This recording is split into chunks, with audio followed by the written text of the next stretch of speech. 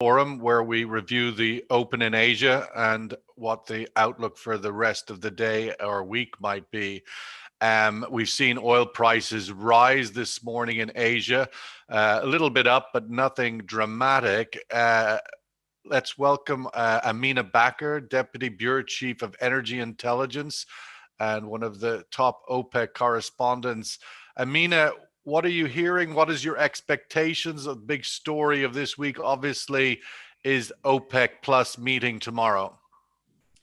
Good morning, Sean. Good morning, everyone. We had the JTC yesterday, Sean, the Joint Technical Committee meeting that usually happens before the ministerial.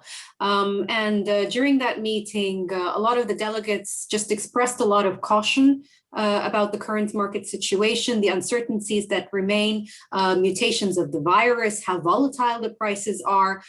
So all of that kind of creates this momentum for perhaps keeping the status quo, which is perhaps deciding on another rollover. But it's still not clear if Russia and Kazakhstan and perhaps others are going to ask for any exemptions to increase supply. We heard from delegates yesterday that Russia, the Russian delegate expressed that the increase that they had, the exemption they got, wasn't enough to meet their domestic demand, which perhaps implies that they might be asking for another exemption during the meeting on Thursday. I'm really surprised that they want more. That's very unusual. Smile, smile. Mike McGlone, Senior Commodity Strategist, Bloomberg Intelligence. If you were Russia, would you like to be able to produce more oil and an exemption to the exemption? Well, that's the key thing about it. It's not just Russia. It's Brazil, it's Canada, it's US, it's UAE, and it's Iraq, Iran, Saudi Arabia, you name it. There's a massive glut of oil. Excess supply from OPEC's versus demand is the highest ever. And we're all hoping for a demand to come back. So I'm bearish on crude oil from these levels. I think we've had a pretty significant rally in WTI, over $100 from that negative low last year. And I'm fearful. I fully expect that the high we put in this quarter in Brent, which was 71.38, might mark the high for the whole move. Remember, that's been kind of the high range since the big breakdown in 2014. And I think oil's going to continue to do what it's been doing for most of the last 5 years, trade the upper end of the range, go back to the gravity pull near 50, which is basically the closer to the mean median mode since for the last 5-6 years. And it's really more of the same. One thing that's really struck me was the average cost of production in the US is dropped below $40 a barrel, and the lowest in our database for 5 years. And yet we're not really seeing a big return from US producers yet. Ahmed Mehdi, research associate at the Oxford Institute for Energy Studies. We're seeing obviously a slight uptick in prices this morning out of Asia, but nothing dramatic given that 99.9% of everybody expects these rather sturgeon cuts to be maintained. Yes, good morning, Sean. Yeah, absolutely. I mean, as Amina mentioned, visibility of demand is actually the key issue here. I think that since the sell-off in Brent, since the middle of the month, really, there's a couple of factors I think that are interesting. One is obviously the European oil demand balances, which are being revised lower year on year. And whilst you've seen a sort of uptick in gasoline demand, particularly with the driving season in the US, you've still got this issue that for March and April, there was maintenance season. China had a lot of refining capacity knocked off online, and then you also had some physical market pressure from Iranian crude entering. But also, actually, that has a knock-on effect on other parts of the world, and you've seen West African crude, struggling to clear and trade, and actually trading at a negative differential to Brent as well. However, I think that despite the news story about the demand being revised by the JTC, it's important to remember that cumulative runs are going to increase for the second half of the year, and you've got driving season, you've also got support from Dubai-linked crudes, from high sulfur fuel oil crack strengthening on the back of seasonal demand in the Middle East as well. So actually, I think that the focus of the meeting, whilst I agree that the market has priced in a rollover, actually compliance is something that's going to be very important in terms of we talk about Russia a lot, but realistically, that 1 million voluntary cut from Saudi pales into insignificance when you consider the scraps offered to Russia. Well, Amina, we've been through the last two meetings, and one would have to say both delivered a surprise that the market wasn't expecting. What could a possible surprise look like tomorrow? Is there any murmurings of such a thing at all? Well, surprise is a surprise, and it does take us by surprise, and everyone got surprised several times, so it's hard to predict what they have up their sleeve. Maybe the surprise this time is that there's no surprise. Yeah, maybe, but they tend to have something extra for the market. And as Ahmed mentioned, the 1 million voluntary cut, everyone is asking questions if that 1 million voluntary cut will be further extended. For the time being, it ends by the end of April. So there's a possibility of that it being extended further. We still don't know. I mean, Saudi officials have been very quiet. And on the demand side, I just wanted to follow up on something Ahmed said. Yesterday at the JTC, yes, it has been revised. The growth of demand was 5.9 million barrels initially, and now it's been revised down to 5.6. And that was mainly on the request of Algeria. For some reason, the Algerian delegates yesterday at the GCC were the ones pushing the Secretariat to revise these numbers. And the speculation is that they want a higher oil price, or they prefer a higher oil price and can't ramp up their production as fast as other countries could. So in terms of surprises, yeah, there is still scope for that for sure. Amina, is there any talk at all about the Iranian barrels? Most secondary sources now are saying it's up to 1 million barrels a day. That's obviously a significant amount of the demand recovery increase that OPEC, the others would be looking to avail of. What is that doing to the conversation? It hasn't been discussed openly, but I know the Secretariat is working on scenarios factoring in a recovery from Iran. Especially, I mean, we've been just hearing from our sources that the U.S. is still very keen on signing a nuclear agreement with Iran and perhaps easing the sanctions. So that that's still in the cards. Secretariat is working on the numbers, but what will actually happen when those barrels come in and who will cut to have Iran come, increase its supply remains to be seen. Personally, I don't see the Gulf countries cutting to let Iran back into the market. Yeah, I think there may be some surprise built in around that. I don't know. Mike, what about in the US? Should OPEC Plus be concerned at all of recovery of barrels coming out of the US in the coming few months? Sure, there's one of the best direct indicators of that coming, and that's commercial hedging in futures. Just recently reached the highest since 2018. So that's a 3-year high. You don't commercially hedge unless you're a commercial and you have supply coming on. So yeah, I mean, I don't understand why they wouldn't expect it. There's two key significant facts. The price is the highest it's been in 4 or 5 years, and the cost of production is the lowest ever. Simple math, simple economics means that supply is coming back. The problem is the demand may never come back. And I can't really think about any potential for a bull market until our conversation is about increasing incremental demand estimates. And they've been downward for years, and there's still the estimate revisions remain downward. And what I sense is a major paradigm shift on a global scale. I do meetings like you do all the time with colleagues all over the world. And my colleagues, I'm one of the few going back to the office. No one's really getting in a car and driving like they used to. Sure, there'll be leisure driving and there'll be people staying away from airplanes, but not that usually in the US when you get up and drive 50 miles to work and it doesn't matter what you do, you've got to get to work. So you don't care about paying for that gasoline. And then we have this major convex shape of EV vehicles coming on. So the macro's bad, the micro's bad, and still been a bear market. So I don't like to be so bearish commodities, but you need to have demand picking up globally, and it's still the problem that we've had before. So I'm bearish crude oil, and I'm afraid it's going to bring the whole commodity market lower. Even copper looks a little bit rich at these levels. Ahmed, the outlook for Iranian crude exports, obviously with China, seems very receptive to taking more. Is it possible that it could grow in March into April and become an even bigger challenge to OPEC Plus's attempts to return their own barrels? Yeah, so I think, as Amina said, I don't think that's a core consideration with this meeting. So I think that as was mentioned, so April the 1st is going to be, so refiners are going to be purchasing, June barrels effectively. As I mentioned, you had that refining capacity offline. That's going to, you're going to see a pickup in Chinese buying activity. The numbers, yeah, an increase from Iran probably. The numbers around Iran, I mean,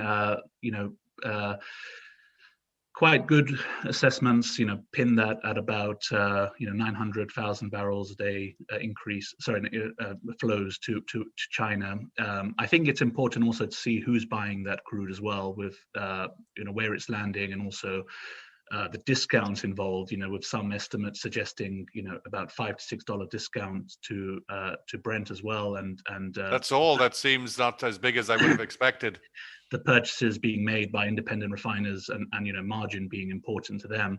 However, I think the interesting point here, however, is that in fact the more in the short term, that illicit flow that effectively hamstrings the timetable for the negotiations. You have we mentioned many times on this show about June elections in Iran, and also effectively if that real supply from Iran comes back at the end of the year, that's when effectively, with expectations, even if OPEC have lowered their estimates for 2021 demand, you're still talking about cumulative runs this year increasing by at least 6 million barrels. So I mean, 5 to 6 million barrels. So I mean, if it comes at the very end of the year, which is perhaps something that shouldn't be discounted, then it's not as big an issue. Also, however, but in the short term, it has put pressure on some physical grades as well. So, but is it a really big headache right now?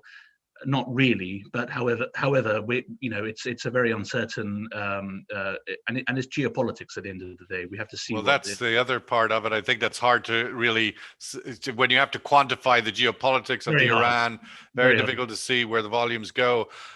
Mina, the other aspect I wanted to get your views on, for much of the last year, OPEC Plus has been identifying the global inventory 5-year average as their kind of destination point. They're certainly getting close now to that, and forecasts expect that in the second quarter. How does that start to impact OPEC's decision making? Yeah, the 5-year average is still kind of the benchmark, or one of the factors that the group looks at, and it's close to being achieved, but it's not the only factor that they look at. Price volatility is a major concern, and you mentioned geopolitical risk, and just speaking to a lot of delegations, especially here in the Middle East, they're seeing, for example, these attacks that happen quite frequently on Aramco facilities, and oil prices don't react that much. And normally we would see in the past, you would see a spike in prices. We had the Suez incident too. It didn't impact prices that much. So that's a concern. Why aren't these events having an impact that they used to?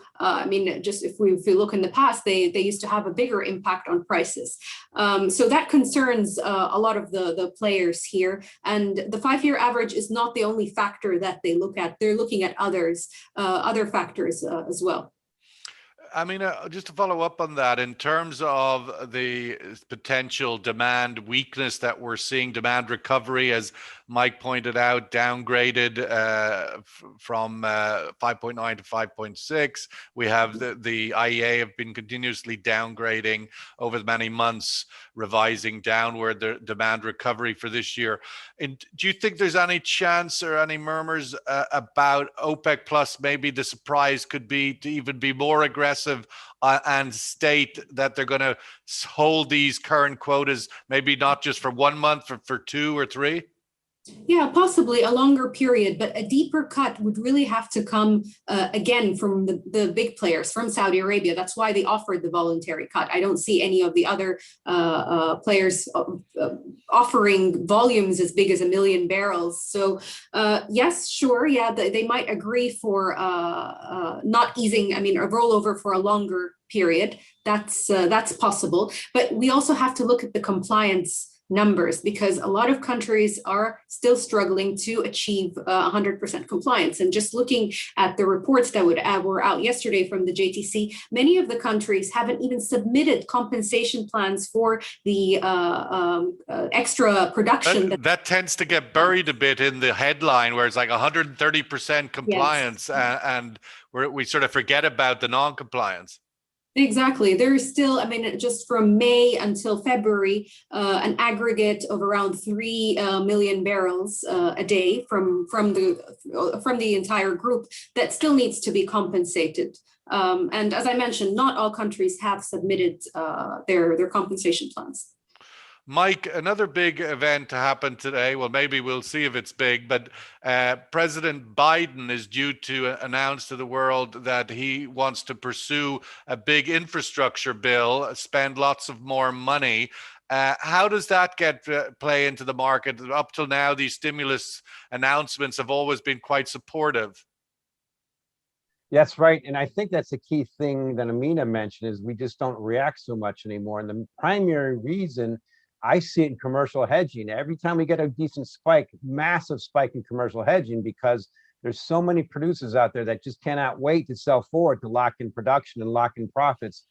And that's a significant trend in the US that's bullish for things like Bitcoin. It used to be bullish for gold, but gold and Bitcoin and some of the precious metals, and bearish for bullish for bond yields. And there's this endless trend of MMT kicking in. And until the US dollar has a problem, or if bond yields have a problem, I think that's what's going to happen with a Democratic controlled government. They're just going to keep priming the pump. But it's not bullish for crude oil. It might be bullish for copper and cement and some industrial metals. It just doesn't really mean demand. And all that means for the US, it's a net exporter. As the US suppliers, producers just cannot wait for higher prices to produce more. It's just sitting there waiting.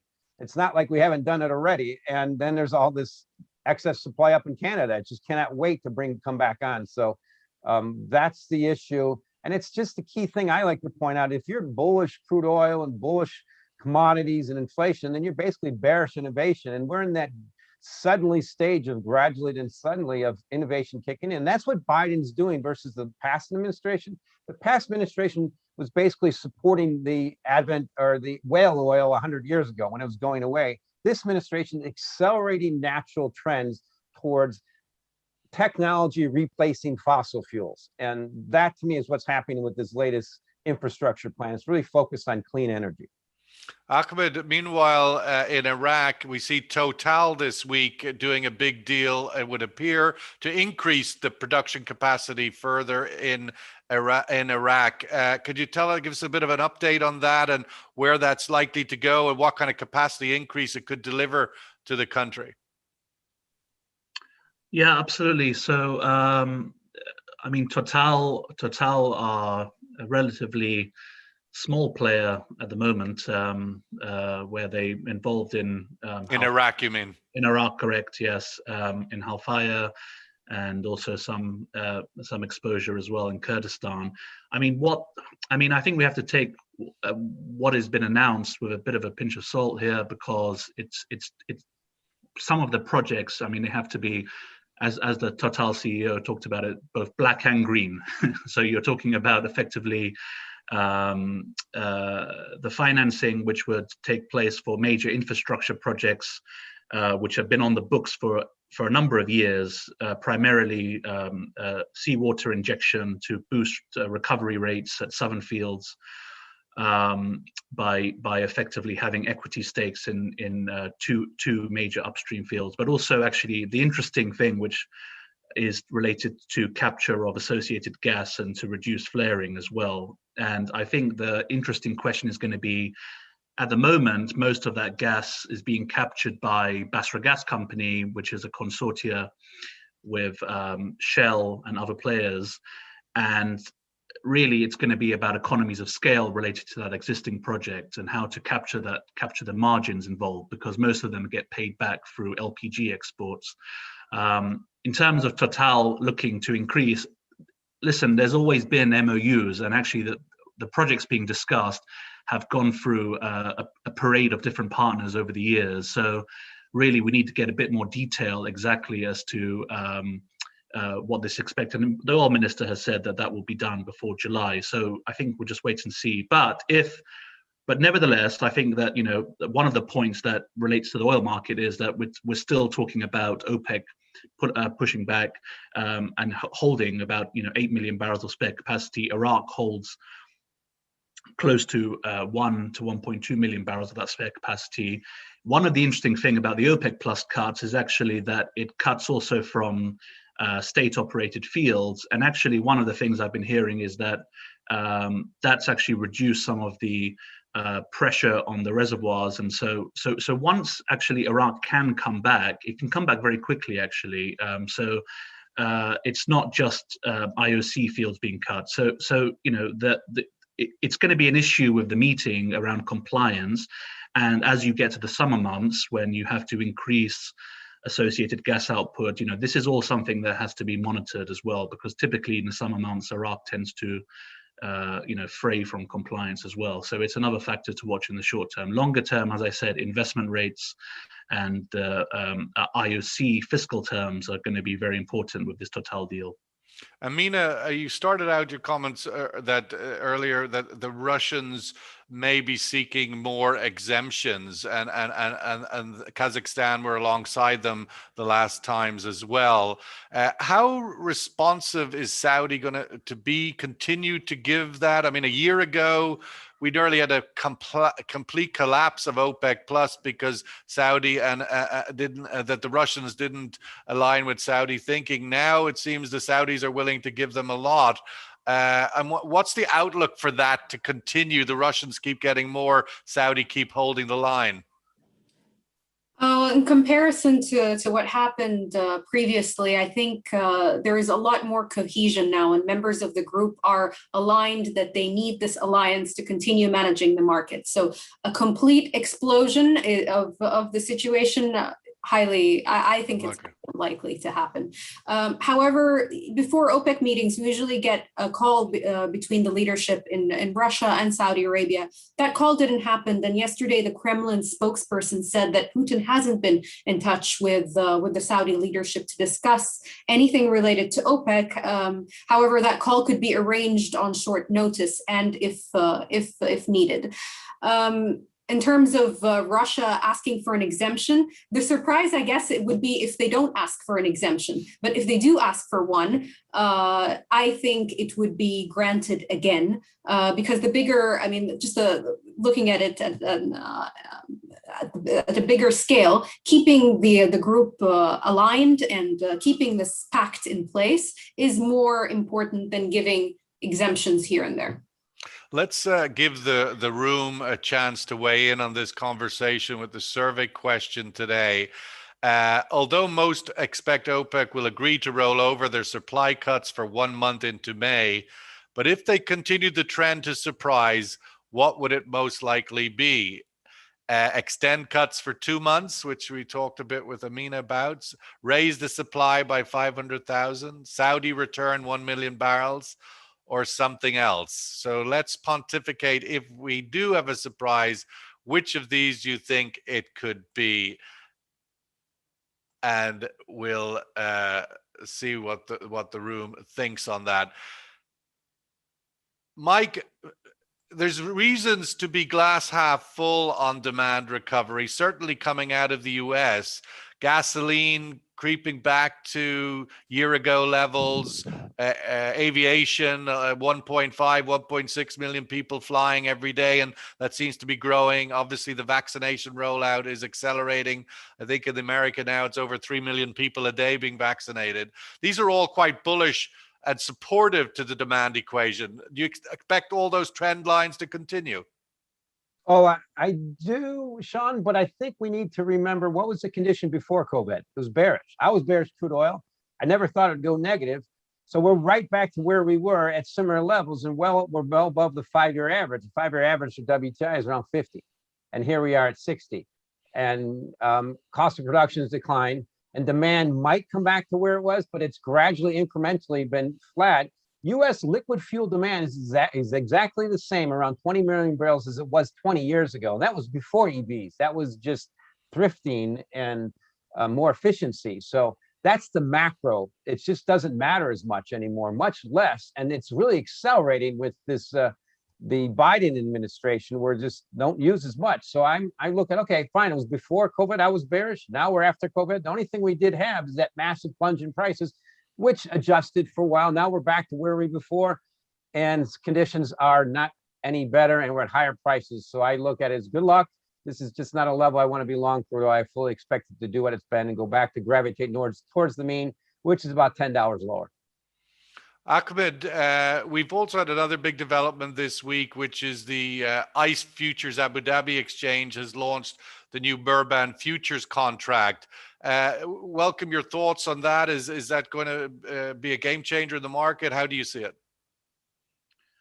Yeah, actually, with the OPEC meeting, I think that tomorrow, is it April the 1st tomorrow? Yes. That will be actually the more important date to watch. I mean, a lot of attention is focused on, was it the volume on the day of the launch wasn't as perhaps positive as expected, but nevertheless, I think that what's important is April the 1st, because effectively the official export price for June loading Murban effectively will be set by IFAD contract at the end of April. So really 1st of April to the 30th of April, assessing the average settlement price there is going to be more important. I think actually there's so many issues. There's been a lot of sort of there's a couple of points. Firstly, in terms of actually whether or not the new futures contract will be used by Asian refiners to directly hedge their exposure, rather than using derivatives linked to Dubai, is one other aspect. The second aspect is related to, the interesting thing is about destination restrictions having been lifted, and I think there's been confusion in commentary about what that means. I mean, I've seen some articles being written about this is the end of OPEC plus, and that this effectively makes it more difficult for OPEC to control prices. But I think what's important is that that's noise. That at the end of the day, OPEC crude is term, it's base load volumes for Asian refiners. So really, what the importance of Murban is going to be as a tool for price discovery. For light sour crude, and actually creating a more liquid and transparent Asian spot market as well, and how that actually relates to what refiners do is too early to tell, quite frankly. So we can't judge day 1 and 2, because really the reason they launched on March 29th to test the controls, make sure everything runs smoothly. Really, we have to come back in a month and look at what's going on. But so they don't do a Suez Canal evergreen. They had to test it out. Amita, let's give you the last word with the survey result, and finally on the outlook for tomorrow. Extend the cuts for 2 months gets the biggest nod as the possible surprises. And the least is the Saudi return. Your thoughts, Amina, ahead of tomorrow, your kind of expectation and what dynamics will be. What time of day is it tomorrow? They haven't decided yet. Actually, today there's been a bit of a delay with the JMMC. It was supposed to be earlier. It's now at 4:30 Central European time. So they haven't set a time yet for the meeting. But on your poll, I would agree with the reply, an extension for perhaps a longer period, just given the uncertainty in the market and how hesitant I think Saudi Arabia will be in bringing back production. Well, you wonder if the one month thing doesn't make the market a little bit edgy to the downside, and that it's kind of what's happened recently. It's obviously since the Saudi cut, we had the rally up, but it's been a steady downward track that maybe 1 month keeps the downward pressure rather than 2 months gives you a solid floor. We'll have to wait and see. But thank you, everybody, for your comments and your insights today. Amina, as always, great to have you. Ahmed as well from London, and Mike from New York. We do have a feature interview now with the Halftime Talk series with the European president of ICE about the launch of the contract and everything associated with that. So when you have 20 minutes, you might want to give it a look. All the best, everyone. Thank you very much. Thank you.